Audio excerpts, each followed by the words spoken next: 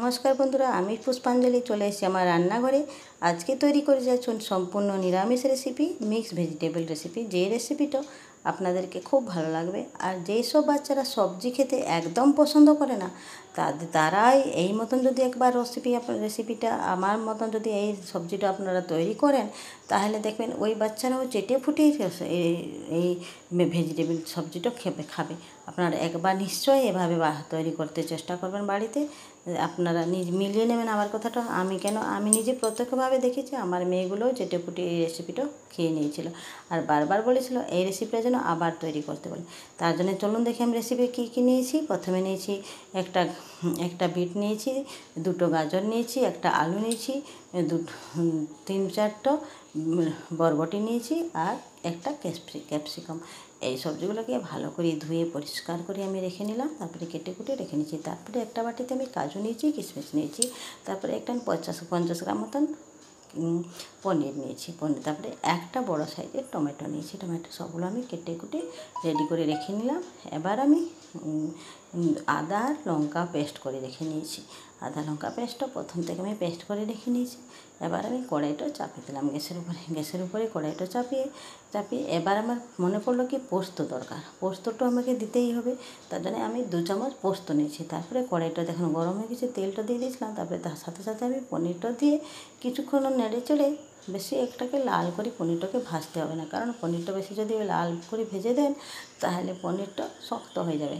আর যেহেতু আমার ঘরে তৈরি করা পনির, তার জন্য বেশিও ভাজবো না, কারণ এই কাঁচা কাঁচা ভাবটা পনিরটা থাকলে ঘরের পনির তৈরি করাটা খুবই তুলতুলে হয়। তার জন্য দেখছেন না সবসময় ভেঙে যাচ্ছে পনিরটা আমার। তবে আমি প্রায় ঘরেই পনিরটা তৈরি করে থাকি। সে যাই হোক, আমার পনিরটা ভাজা হয়ে গেল। এবার আমি সব সবজিগুলো একের পর সবজিগুলো ছেড়ে দেবো। সবজিগুলো এখানে ভাজার সময় একটু যতক্ষণ অবধি সবজির কাঁচা গন্ধটা না যাচ্ছে ততক্ষণ অবধি আপনাদেরকে ভাজতে হবে। দেখবেন যতক্ষণ ভাজা হয়ে যাবে তখন একটা সবজি ভাজা গন্ধটা একটা আলাদা রকমের আসে। সেই অবধি আপনাদেরকে এটা ভাজতে হবে। আমি যতক্ষণ অবধি এই কাঁচা গন্ধটা না আসছে ততক্ষণ অবধি এদিকে এটা ভাজতে আমি কিছু সময় ছেড়ে দিয়েছি। আর এটা যতক্ষণ অবধি কাঁচা গন্ধ না আসে ততক্ষণ অবধি আমি মশলাগুলোকে পেস্টগুলো করে প্রথমে আদা আর লঙ্কা পেস্টও করে নিয়েছি। তারপরে সেই মিক্সিতে আমি যে কাজু কিশমিশ আর পোস্তটা আমি পেস্ট করে নিলাম। তারপরে লাস্টের সময় টমেটোটা আমি পেস্টটা করে নিলাম। যেহেতু আমি ওই বাটিতেই করেছি, তার জন্যে টমেটোটা কালারটা একটু ফেড হয়ে গেছে, কিন্তু রান্না করার সময় দেখবে আবার সেই কালারটা চলে আসবে।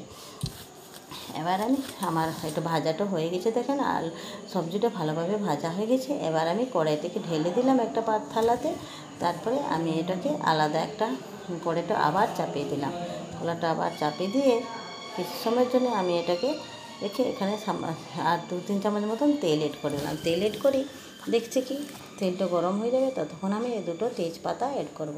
আর এক সাইডে আমি একটু লবঙ্গ, একটু এলাচ আর একটু ডালচিনি নিয়েছি, সেটাকে ক্রাশ করে নিয়েছিলাম হেমদস্তার সাথে। তারপরে কড়াইতে একটু বাটার দিলাম। বাটার দিয়ে তেজপাতাগুলোকে আমি ছেড়ে দিয়েছি। তারপরে হেমদস্তাতে কুটে রাখা গরম মশলাগুলোকে অ্যাড করে দিলাম। তারপরে আমি এখানে একের উপরে সে আদা লঙ্কা যে পেস্ট করেছিলাম সেটাকে আমি দিয়ে ভালো করে নাড়তে লাগলাম। যতক্ষণ অবধি এটা ভালো একটা গন্ধ না বেরোচ্ছে ততক্ষণ অবধি এটাকে নাড়তে থাকতে হবে। দেখেন আমার তেল ছাড়তে লেগেছে মশলা থেকে।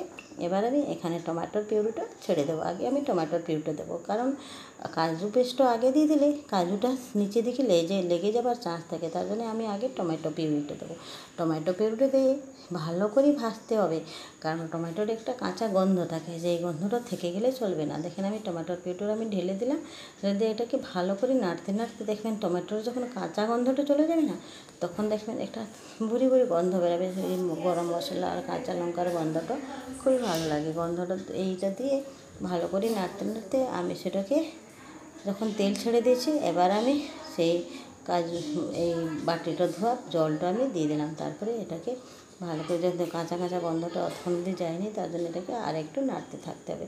নেড়ে দেখবেন যখন এটা আরেকবার দেখে নিলাম গন্ধটা আছে না নেই, তারপরে দেখছি হ্যাঁ এবার ঠিক আছে, তখন আমি এই মশলাতে এই যে পেস্টটা রেখেছিলাম কাজু বাটা সেটাকে আমি দিয়ে দিলাম। পোস্ত আর কাজু বাটাটা দিয়ে আমি এবার ভালো করেই চালাতে থাকতে হবে। যত এটা চালাবে তত ভালো, কারণ এটা একটু যদি নাড়াচাড়া বন্ধ করে দেখেন তখন দেখবেন নিচে দিকে লেগে যাবে। তারপরে আমি এখানে একের পর মশলাগুলো অ্যাড করে দেবো। যেমন কি প্রথমে আমি 2 চামচ লবণ দিয়ে দিয়েছি, কারণ প্রথম থেকে আমি লবণই একদম অ্যাড করিনি। লবণ দিলাম, তারপরে হলুদ দিলাম, তারপরে একটু শুকনো লঙ্কা গুঁড়ো দিয়ে দিয়েছি, তারপরে একটু জিরে গুঁড়ো, একটু ধনে গুঁড়ো। এই হলো আজকের মশলা।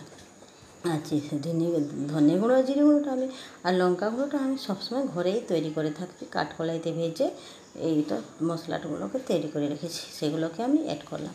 তারপরে লাস্টের সময় আমি এখানে শাহি গরম মশলা একটু অ্যাড করে দেবো, কারণ এর সাথে শাহি গরম মশলাতে গন্ধটা 1 চামচ মতন শাহি গরম মশলা অ্যাড করে দিলাম।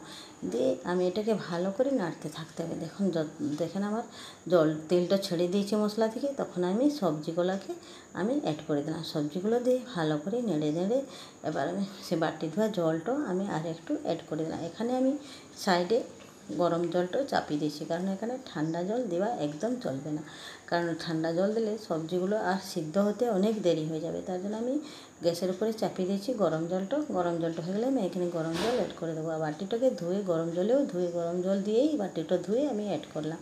দিয়ে এটাকে যতক্ষণ অবধি সবজির সাথে মশলাটা ভালোভাবে ভেজে হচ্ছে ততক্ষণ অবধি নেড়ে চেড়ে নিয়ে যেতে হবে। তারপরে আমি এখানে যতক্ষণ অবধি নাড়াচাড়া হচ্ছে ততক্ষণ অবধি মশলার সাথে বেড হয়ে যাচ্ছে দেখেন। আর দেখতে এই গন্ধটা খুবই ভালো লাগে, যতক্ষণ অবধি এটা নাড়তে থাকে দেখবেন একটা গন্ধ বেরোয়, সেটাও খুবই ভালো লাগে। এই নাড়তে দেখবেন সবজির একটা। তারপরে লাস্টের সময় সামান্য একটু চিনি অ্যাড করলাম। চিনিটা ওই জন্যে দিলাম কি সব সবজিগুলোর মশলাগুলোর সাথে একভাবে সবকটা সব একই সাথে ঝাল লঙ্কা যেটুকু আছে সবটুকু সামঞ্জস্যটা সমানভাবে আসে, তার জন্য চিনিটাও অ্যাড করতেই হবে। আর আপনাদের যদি না পছন্দ লাগে চিনি দিয়ে দেয় তাহলে আপনারা চিনিটা স্কিপ করে দেন, কিন্তু চিনিটা দিলে খুবই ভালো লাগে একটু সবজিটা এই মিক্স ভেজিটেবলটা। তারপরে আমি গরম জলটা এখানে অ্যাড করে দিলাম। দেখেন জলটা পুরো ফুটছিল, তাই দিতে সবজিটা 1-2 ফুট দিতে লেগেছে। তারপরে আমি একটু ঢাকা চাপা দিয়ে রেখে দিলাম।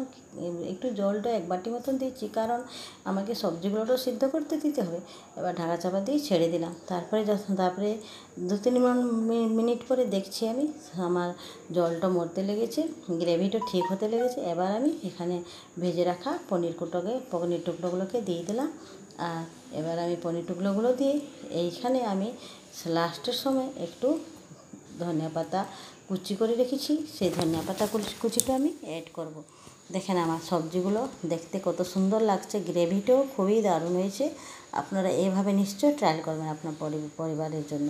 দেখেন আমার দেখতে লাড়তে দেখেন এই গ্রেভিটা পুরো হয়ে গেছে। এবার আমি ধনিয়া পাতাটা দিয়ে আমি গ্যাসের ফ্লেমটা বন্ধ করে দিলাম।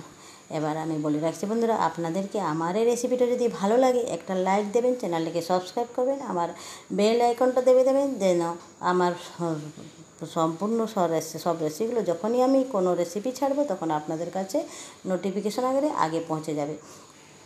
দেখেন আমার রেসিপিটা সম্পূর্ণভাবে তৈরি হয়ে গেছে। আর আমি এখানে আজকের মতন এখানে রাখলাম।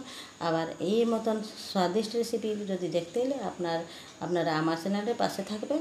আর দয়া করে আমার চ্যানেলটাকে প্রথম থেকে লাস্ট অবধি আপনারা দেখার জন্য অনেক ধন্যবাদ বন্ধুরা। এখানে রাখছি, আর পরবর্তী রেসিপিতে আবার উপস্থিত হব। বন্দে মাতরম।